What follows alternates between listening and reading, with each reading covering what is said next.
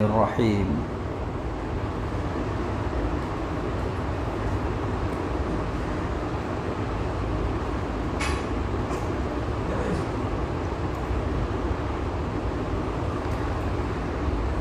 اٹھارہویں تراویح کے چند اہم نکات۔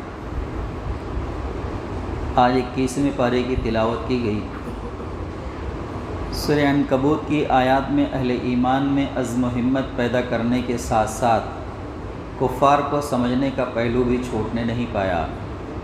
توحید اور آخرت دونوں حقیقتوں کو دلائل کے ساتھ ان کے سامنے بیان کیا گیا۔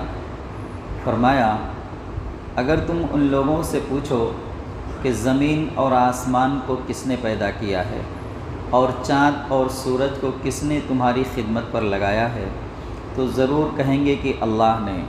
پھر یہ کیسے دھوکہ کھا رہے ہیں؟ اگر تم ان سے پوچھو کس نے آسمان سے پانی برسایا اور اس کے بعد مردہ زمین کو جلایا، تو وہ ضرور کہیں گے اللہ نے۔ کہو الحمدللہ، یعنی جب یہ سارے کام اللہ کر رہا ہے تو پھر حمد و تعریف اور عبادت کا مستحق بھی وہی ہے۔ یہ دنیا کی زندگی کچھ نہیں ہے مگر ایک کھیل اور دل کا بہلاوا ہے، یعنی اس کی حقیقت بس اتنی ہے جیسے تھوڑی دیر کے لیے کھیل کود لیں اور پھر اپنے گھر کو سدھار جائیں۔ یہاں جو بادشاہ بن گیا وہ حقیقت میں بادشاہ نہیں بن گیا ہے، بلکہ صرف بادشاہی کا ڈرامہ کر رہا ہے۔ ایک وقت آتا ہے جب اس کا یہ کھیل ختم ہو جاتا ہے۔ اسی طرح خالی ہاتھ رخصت ہو جاتا ہے جس طرح دنیا میں آیا تھا۔ دائمی زندگی کا گھر تو آخرت کا گھر ہے، کاش یہ لوگ جانتے۔ کیا یہ لوگ نہیں دیکھتے کہ ہم نے چاروں طرف لوٹ مار کرنے والوں کے درمیان مکہ کو پرامن حرم بنا دیا ہے، پھر بھی یہ باطل کو مانتے ہیں اور اللہ کی نعمت کا کفران کرتے ہیں۔ کیا ایسے لوگوں کا ٹھکانہ جہنم نہیں ہے؟ جو لوگ ہماری خاطر مجاہدہ کریں گے انہیں ہم اپنے راستے کی ہدایت دیں گے، اور یقیناً اللہ تعالیٰ دین کے کام کرنے والوں کے ساتھ ہے۔ اب سورہ روم شروع ہوتی ہے۔ 516 عیسوی میں ایرانیوں نے رومیوں پر غلبہ حاصل کر لیا۔ اسی سال مسلمانوں نے حبشہ ہجرت کی۔ روم پر آتش پرستوں کے قبضہ سے لوگوں میں چیمے گوئیاں ہوئیں کہ آسمانی مذہب کے ماننے والے آگ کی پوجا کرنے والوں سے شکست کھا گئے۔ اس بات کو مشرکوں نے اپنے مذہب کے حق ہونے کی دلیل سمجھا۔ چنانچہ ایران کے بادشاہ خسرو پرویز نے بیت المقدس پر قبضہ کر کے ہرقل کو خط لکھا تو کہتا ہے کہ تجھے اپنے رب پر بھروسہ ہے، کیوں نہ تیرے رب نے یروشلم کو میرے ہاتھ سے بچا لیا۔ اس سے اندازہ لگایا جا سکتا ہے، اور آج بھی یہی ہو رہا ہے، کہ کم ظرفوں کو دنیا میں ذرا سی کامیابی ہوتی ہے تو فوراً اللہ اور ان سے منسوب مذہب یعنی دین اسلام کا مذاق اڑانے لگتے ہیں۔ اسی طرح مشرکین عرب کہنے لگے تھے کہ مسلمانوں کا دین بھی اسی طرح مٹا دیا جائے گا۔ آج ہمارے یہاں بھی صورتحال کچھ ایسی ہی ہے۔ تھوڑا سا اللہ تبارک تعالیٰ نے اقتدار کیا دے دیا کہ وہ سب کچھ کہہ رہے ہیں جو مشرکین مکہ کہا کرتے تھے۔ اللہ نے اس بات کا نوٹس لیا اور اس سورہ کو نازل فرمایا۔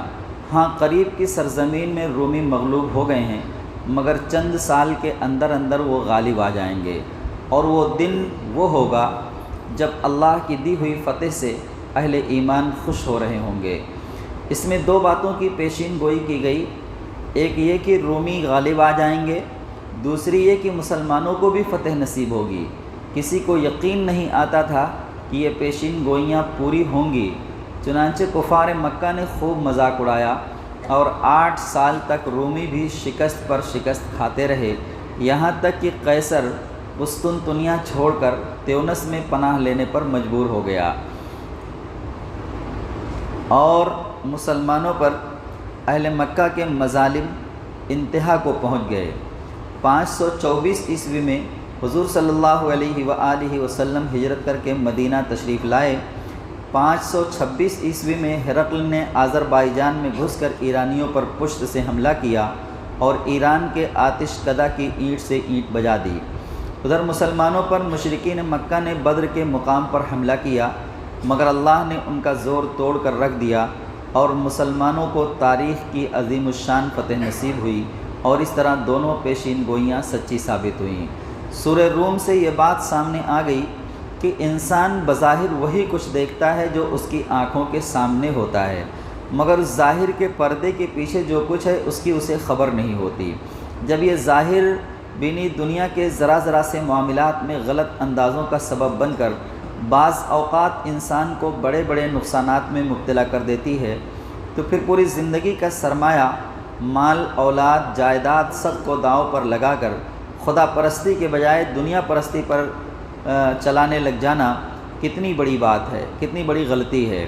روم اور ایران کے معاملہ کا رخ آخرت کے مضمون کی طرف پھیرتے ہوئے احسن طریقے سے سمجھایا کہ آخرت ممکن بھی ہے، معقول بھی ہے اور اس کی ضرورت بھی ہے۔ انسان کی زندگی کے نظام کو درست رکھنے کے لیے بھی یہ ضروری ہے کہ آدمی آخرت کا یقین رکھ کر موجودہ زندگی کا پروگرام بنائے، ورنہ وہی غلطی ہوگی جو ظاہر پر اعتماد کر کے بڑے بڑے فیصلے کرنے سے اکثر ہوتی ہے۔ کائنات کی نشانیوں کی طرف اشارہ کرتے ہوئے بتایا کہ اللہ ہی نے خلق کی ابتدا کی اور وہی دوبارہ پیدا کرے گا، پھر تم اسی کی طرف پلٹ کر جاؤ گے۔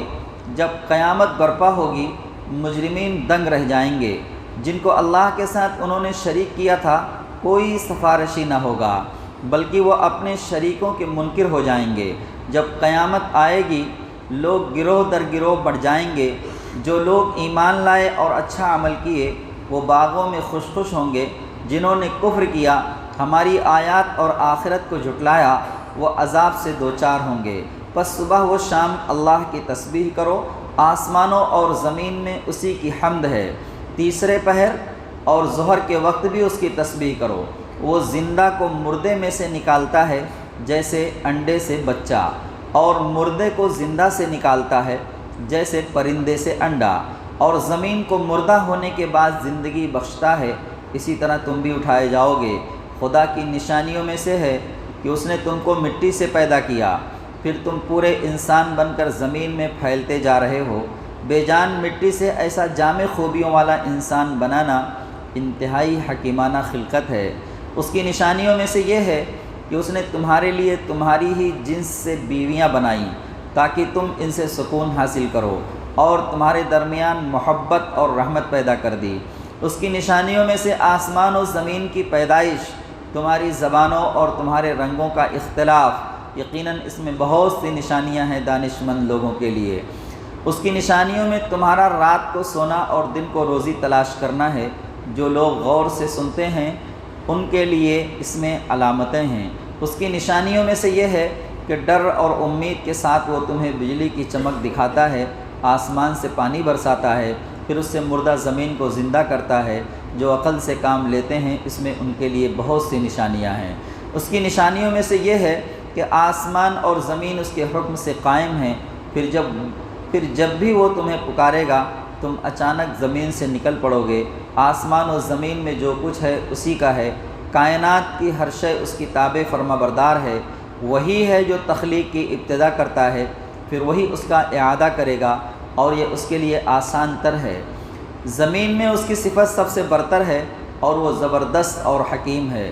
شرک کائنات اور انسان دونوں کی فطرت کے خلاف ہے، اس لیے جہاں بھی انسان نے اس گمراہی کو اختیار کیا وہاں فساد رونما ہوا۔ ان دونوں قوموں کی لڑائی کے سبب جو فساد عظیم رونما ہوا وہ بھی شرک کے نتائج میں سے ہے۔ سورہ لقمان میں اللہ تعالیٰ نے حضرت لقمان کی وہ نصیحتیں بیان کی ہیں جو انہوں نے اپنے بیٹے کو کی تھیں۔ اہل عرب حضرت لقمان کی حکمت و دانش پر فخر کرتے تھے اور ان کے قصے ان کے یہاں مشہور تھے۔ اللہ نے اسی سے استدلال کرتے ہوئے بتایا کہ حضرت لقمان نے بھی اپنے بیٹے کو وہی نصیحتیں کی جن کی دعوت یہ حکیمانہ کتاب دے رہی ہے۔ یہ اس بات کا ثبوت ہے کہ عقل سلیم اس دعوت کے حق میں ہے، اور جو لوگ مخالفت کر رہے ہیں وہ دراصل عقل سلیم اور فطرت سے جنگ کر رہے ہیں۔ ساتھ ہی اس بات کی طرف بھی اشارہ ہو گیا کہ لقمان اپنے بیٹے کو جن باتوں پر عمل کرنے کے لیے اس دل سوزی سے نصیحت کرتے تھے، آج انہی باتوں سے روکنے کے لیے باپوں کی طرف سے بیٹوں پر ستم ڈھائے جا رہے ہیں۔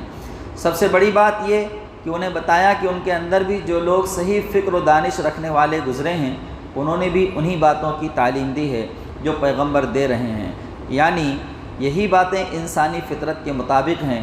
آج بھی یہ بات ملحوظ رہے کہ مغربی فلاسفر جب اخلاقیات پر بحث کرتے ہیں تو وہ بھی اس کی بنیاد عقل عام کے معروف اور مسلمہ اخلاقی اصولوں پر ہی رکھتے ہیں، مگر آخرت اور خدا کا انکار کرنے کی وجہ سے وہ یہ نہیں بتا پاتے کہ انسان کو آخر نیکی کیوں کرنی چاہیے اور بدی سے کیوں بچنا چاہیے۔